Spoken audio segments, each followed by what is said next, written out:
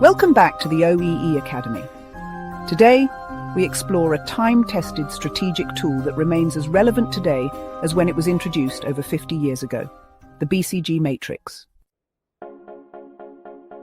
Whether you're a manager, consultant, or student of strategy, this tool helps you visualize and manage a business portfolio with strategic clarity. Origins of the BCG Matrix. The BCG Matrix was developed in 1970 by Bruce Henderson, founder of the Boston Consulting Group. At the time, corporations were growing rapidly, managing dozens of business units, and they needed a way to decide, where should we invest, where should we hold, and what should we exit? The Matrix quickly became a staple of strategic planning, not just for conglomerates, but for product portfolios and investment analysis. The BCG Matrix is, well, basically a 2x2 grid that's built on two simple but powerful dimensions. First, there's the market growth rate on the vertical axis. This reflects how attractive an industry is.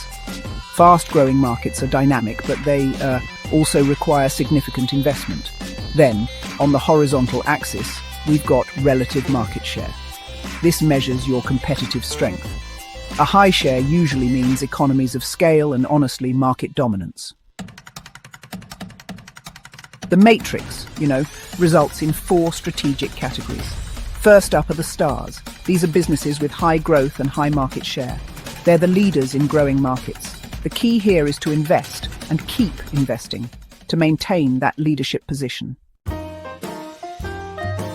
Next, we have cash cows. These are in low-growth markets, but have high market share. These units generate surplus cash, often reliably. The strategy is to, milk them to fund other business units. Question marks are those with high growth but low share. These are, honestly, risky yet potentially valuable opportunities.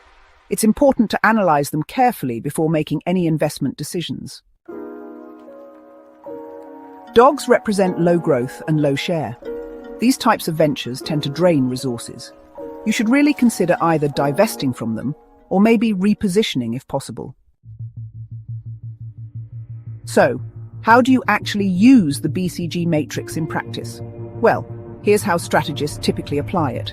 Step 1. Identify the business units or products that need to be evaluated. Step 2. Determine the market growth rates and the relative market share for each one. And finally, Step 3. Place each unit into the appropriate spot on the matrix.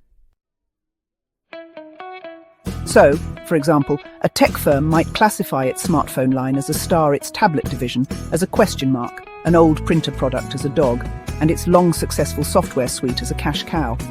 The goal here is to, reallocate resources from low performers to high potential areas, ultimately driving profitable growth. The BCG Matrix really informs decisions such as capital investment priorities, divestment or exit strategies, product development focus, and of course, maintaining a long-term portfolio balance. But remember, it's really just a snapshot in time, not a full strategic diagnosis. You should combine it with tools like GE McKinsey, SWOT, or VRIO for more depth. Now, let's talk about some criticisms and limitations. While iconic, the BCG Matrix isn't perfect. It oversimplifies complex markets. It assumes market share equals profitability, which isn't always true, and it kind of neglects factors like disruption, innovation, or synergy. Still, when used as a starting point for strategic conversation, it's actually immensely valuable. Wrap up and takeaways. So, to sum up, use the BCG Matrix to map your portfolio and make informed investment decisions. It helps align your resource allocation with strategic priorities. And combine it with deeper analysis tools to craft a well-rounded strategy. In the next lecture, we'll look at the GE McKinsey Matrix, a more nuanced model for portfolio management. Make sure to subscribe, and let's keep building your strategic toolkit.